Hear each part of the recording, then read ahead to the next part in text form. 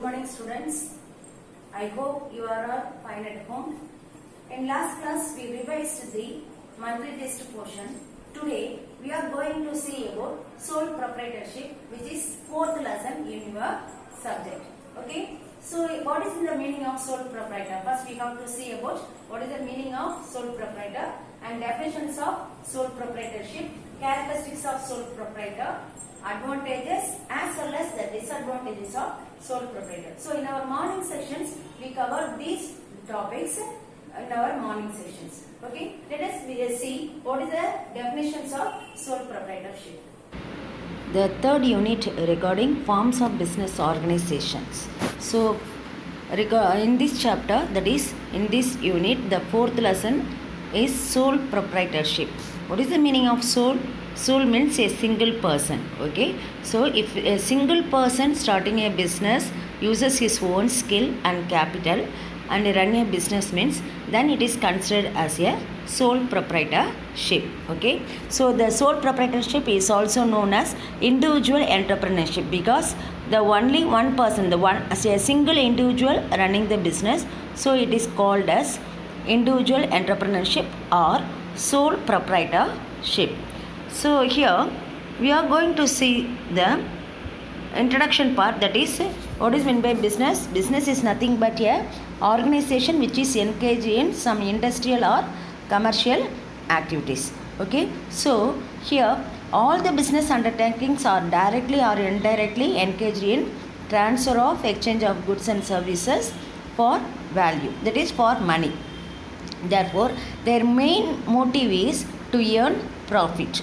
So they are exposed to various types of risk while carrying out their business, that is they are taking many risks while carrying out their business. In this lesson we are going to see about what is the meaning of the sole trader and also the different forms of business organization, that is sole proprietorship, partnership, joint stock company, government, public undertaking, public utilities, private companies.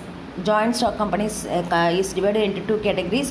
One is private and another one is public company and cooperative companies. Based upon these business organizations, up to the 33 lesson covers, that is in each and every lesson you are seeing about one type of business organization. Okay, so here there is a tabular column which tells about the business organization, which is cooperative enterprises and non-cooperative enterprises. What is meant by non-cooperative enterprises? Means it is not owned by a government or a corporate bodies. Okay, here for example sole trading concern, partnership firm, joint Hindu family are considered to be a non-corporate enterprises. Okay, whereas corporate enterprises includes government, private and cooperative. In government it is categorized into two categories, public undertaking and public utilities, whereas in private there are joint stock companies and joint stock company, public company and public limited company and private limited company. There are two categories are there. Next one is about cooperative enterprises. So these are the forms of organizations which have to study in our following lesson, that is in our further lessons. Okay, so today we are going to see about the first non-corporate enterprises, which is sole trading business. So sole trading business is a form of business organization which is owned by a single individual. He introduces his own capital, uses his own skill and intelligence in the management of its affairs. Okay, here the individual alone may run the business or may obtain the assistance of the employees. Sometimes he assists some employees in order to carry out his business. So it is a first stage in the evolution of the forms of organization. That is, this is the oldest form of organization. Okay, so this is the oldest among all the business organization, all the forms of business organizations. So here we consider sole trading is nothing but it is owned and controlled, a business which is owned and controlled by a single person. For example, tailor shop and petty shop, the retailer shop, grocery shops, bookstores. If it is owned by a single individual, it is comes under this category. Sometimes the bookshops also owned by a two or more person. In such a case, it goes on partnership forms. Okay, partnership form So here the main point here is there is only one single individual who is controlling a business, who is the owner of the business, and who is the person who is contribute from capital and takes all the profit. If it is loss, then also he is the only person who take that risk of loss. So if one person starting a business, then it is called as sole tradership. Now we are going to see about the definitions of sole proprietorship. Sole trader is a type of business unit where a person is solely responsible. What is meant by solely? He is a single person who is responsible for all those things, for providing the capital, for bearing the risk of the enterprise, and for the management of the business. That is, he is the person who is managing the business, who is contributing the capital, as well as taking the risk when there is loss or some damages occurs in his business. Okay, this is the definition regarding the sole trader business. It is said by J.L. Hansen. Okay, according to him, sole trader is a type of business unit where a person is solely responsible for providing the capital, for bearing the risk of enterprise, and for the management of the business. Okay, now we are going to see about the another definition which is given by Wheeler. Okay, so he is also saying the same thing. He is that form of business organization which is owned and controlled by a single individual, that is a single person managing the business.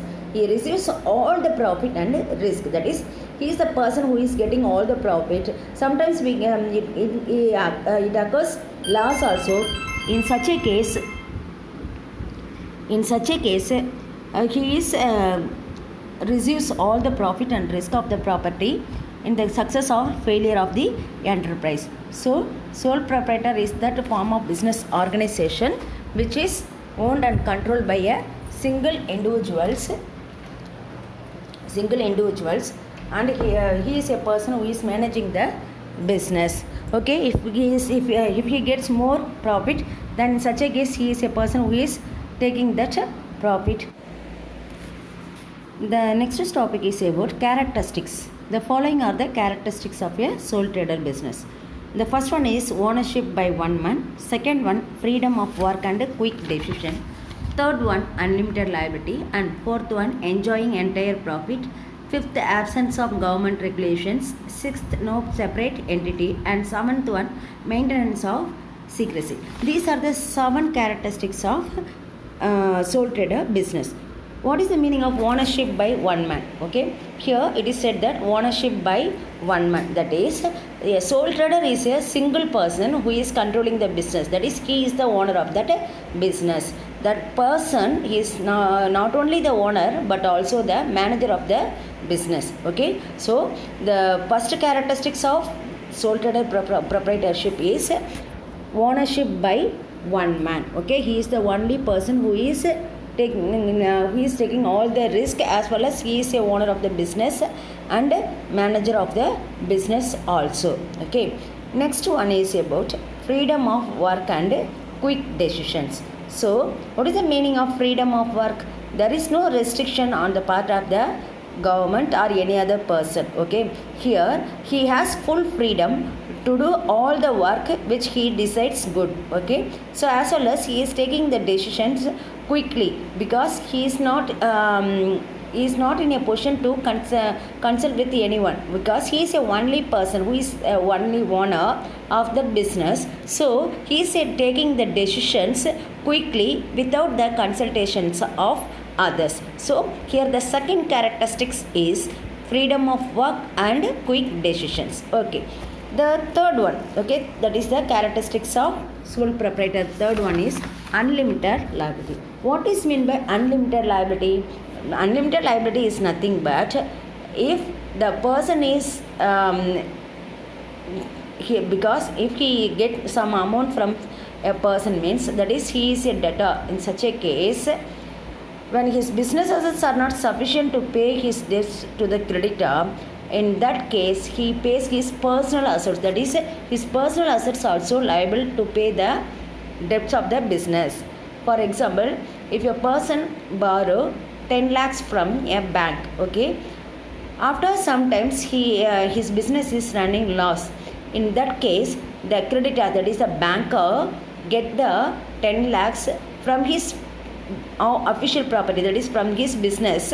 If the business property is not enough to pay his amount, that is business property is 8 lakhs, means he may get the extra 2 lakhs from his personal amount, from his personal property. But for example, he is a owner of a house, means in such a case the house also liable for, that is he has to pay that house also in order to clear his debt. That is, in case of unlimited liability, when his business assets are not sufficient to pay the debt of the business, in such case he has to pay the debt from his personal property also.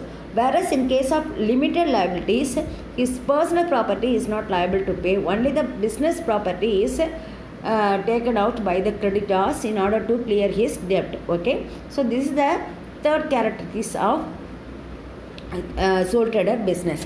The fourth one is enjoying entire profit. The sole trader is the only person who is carrying out the business, so he is taking his full efforts in order to get profit. Okay, so if he get more profit, in such a case he is the only person enjoying that profit. If the business occurs loss, in such a case also he is the only person who take the risk. That is, here he is enjoying the entire profit if there is more profit. If the business occurs loss, in such a case also he is the only person who is taking the risk of the business. So here it is said that he strives tirelessly for the improvement and the expansion of his business and enjoy all the benefits of his hard work. Okay, so he put his hard works in order to earn profit. If he getting profit, in such a case he is the only person taking all the profit. Okay, then next, absence of government regulation. There is no formalities is needed in order to start a sole trader business, because there is no formalities according to the Government Act. So only the license, depending upon the business he carried out. Okay, if he carried out business relating to that type of business, license only needed. Otherwise, there is no legal formalities are to be obtained in its formation, management, or its closure. Closure is nothing but closing of business. Okay, so this is one of the main characteristics, that is absence of government regulation. There is no rules and regulation regarding the formation of sole proprietorship. Anyone who is having amount may start a business without following any rules and regulation. Okay, no separate entity. The sole trading concerns comes to an end with the death and disability, insanity and insolvency of the individual. That is, here it is said that after his death, no one is there, because he is the only person who is carrying out the business. If something is happened to him, in such a case, his business also come to an end. Okay, because he is the only person carrying out the business. No, there is no other persons who is taking that business. Okay, therefore here the sole trading concern comes to an end with the death, disability, or if something is happened, insanity and insolvency of the individual. Okay, then maintenance of secrecy. Okay, what is meant by secret? If something is disclosure by one person, then it is a secret. Here he is a only person who is doing all the business, so he maintain his business secret without disclose to anyone. Okay, therefore, since he has to manage all the affairs of the business, the secrecy can be maintained easily in case of sole proprietorship compared to partnership. Okay, in case of partnership, there are two or more persons join and starting a business. In such a case, they can consult each other. So secrecy may not be easy. Okay, but where in case of sole trader, it is easy to maintain the secret. So these are the 7 characteristics of a sole trader business. That is, the first one is about ownership by one man, freedom of work and quick decision, unlimited liability, enjoying entire profit, absence of government regulation, no separate entity, and maintenance of secrecy. Now we are going to see about the advantages. What are the uses, advantages, utility, uses all are one and the same. Okay, here the advantages as well as disadvantages we are going to see in the next topic. The first advantages is about easy formation. So no legal formalities is needed in order to start a sole trader business. Therefore, it is very easy to start a sole tradership. Okay, so this is one of the advantages of sole proprietorship. The person who is capable of entering into a contract can start it, provided he has necessary resources, that is necessary fund capital. Okay, if he has more capital, necessary capital, in such a case he can start that business. Okay, there is no other formalities is needed in order to start a sole trader business. This is the first and foremost advantages of sole trader business. The next one is incentive to work hard. So incentive to work hard, what is the meaning here? He is the only person who is taking all the profit if profit is attained. Okay, therefore he is working, he is putting all his efforts in order to get more profit. Therefore he is incentive to work hard, because in order to avoid risk of loss, as well as in order to earn more profit, he is working hard. So this is the second advantages of sole trader business. So there is a direct relationship between efforts and reward. What is meant by efforts? He is putting his efforts in order to earn profit. If profit comes, he is a person who is taking it, so he is getting that reward also. Whatever you are, because for example, if you are studying well, means you are scoring more marks. Okay, likewise he is putting his hard work, he is taking more efforts, mean in such a case he is getting more reward. So he is getting that incentives of work hard. Okay, so the fact that the entire profit can be taken by himself without sharing with anybody, because he is the only person who is taking all the profit, because he is the only person who is controlling the business. Okay, next we are going to see about the third advantages, small capital. What is meant by small capital? Here, in order to start a sole trader business, the capital needed is very small compared to next. Here it is missing, I think it is in your book, there is a small capital. Here in this PDF, small capital is missing. Wait. Okay, it is here.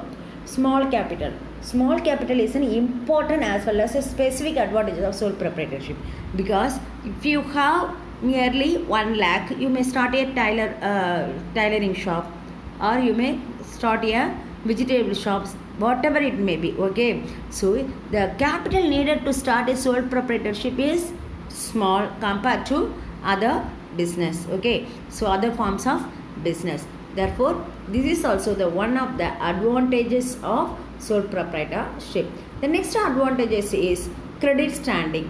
Here credit standing is nothing but his personal property also liable to pay the debts. Therefore the third persons are giving more credit facilities, that is the financial institution gives more credit facilities to this sole proprietorship, because not only his personal property, his private property is also liable in order to clear his debt. Okay, this is the third disadvantages of sole trader business.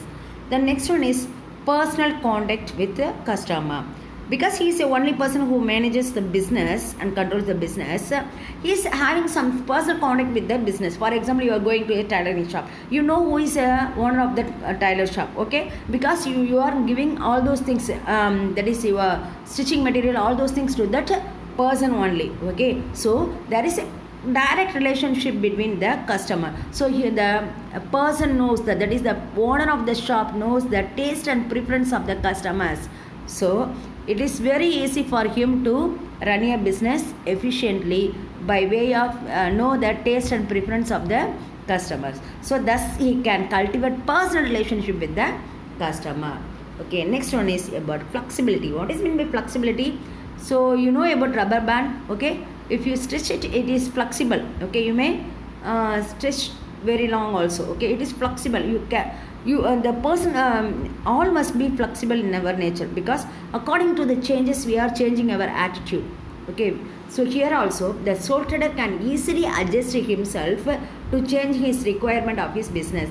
If he thinks that this business is not okay nowadays, means he can change to some other business. So in sole tradership, it is very easy to switch over to other business. That is a flexibility. Okay, so these are the advantages, that are easy formation, incentive work hard, small capital, credit standing, personal contact with the customers, and flexibility. So these are the 6 advantages of sole tradership. So we studied about characteristics as well as advantages.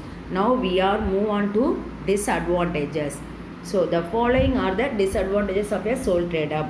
This first one is limited capital. So here the only person who is contributing business capital to that business in order to start a business. So whatever he is having, or he may borrow from his friends and relatives, or he may get some loan from the bank. That is the as much as amount he can put for the capital. But compared to other business, in case of partnership, means there are more persons are there, so each one of them contributing some amount as capital. Though therefore the amount of capital is huge compared to sole trader business. So here the capital is very limited. Therefore he may start a small business only. So since the capital contributed by one individual only, business operation have necessarily to be under limited scale. Limited scale means he may start a small business. So that is the first disadvantages. Limited managerial skill. Limited managerial skill means each person having some amount of skill only. Okay, so if it is a partnership firm, means many persons are there, each one of giving is using his own skill and improve the business. Whereas in case of individual, if the individuals has not skill to run a business, means in such a case he occurs losses. The business occurs loss, since single person's intelligence and experience may not help in beyond a certain stage. Up to a certain stage his intelligence is helped. Okay, since he has no focus on each and every activities, because each and every activity is carried out by a single person, it is very difficult to manage the business effectively by a single person.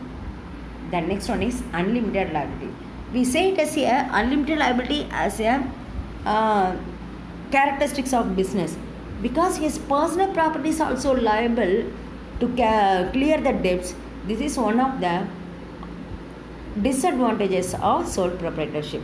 The creditors have the right to recover their dues even from the personal property of the proprietor in case of the business assets are not sufficient to pay the debts. The next one is about lack of specialization. So lack of specialization. If a person specialized in one things, then only it is easy for him to run a business. Since the business unit is small and the financial resources are limited, experts in different field cannot be employed. We cannot employ many experts in different field, because the amount, financial amount, that is capital, is very small. Okay, to secure maximum advantages. This is the one of the disadvantages of sole trader business. The next one is hasty decision. The decision sometimes may be hasty, that is it may go wrong. Okay, he is the only person who is taking the decisions, so he is not consulting with anybody. Therefore sometimes it leads to wrong decisions also. Sole proprietor is more likely to have hasty decision, as he need not consult anybody. Okay, so these are the points regarding the disadvantages. The first one is about limited capital, second one limited managerial skill, third one unlimited liability, and fourth one lack of specialization, and fifth one is about hasty decision. So this in our morning class we see about the meaning of sole proprietorship. Okay, the next one is about the definition of sole proprietor. The third one we are see about the characteristics of sole proprietor, that is ownership by one man, freedom of work and quick decisions, and unlimited liability, enjoying entire profit, absence of government regulation, no separate entity, maintenance of secrecy. Then next we are going to see about the seeing about the advantages, that is easy formation, incentive to work hard.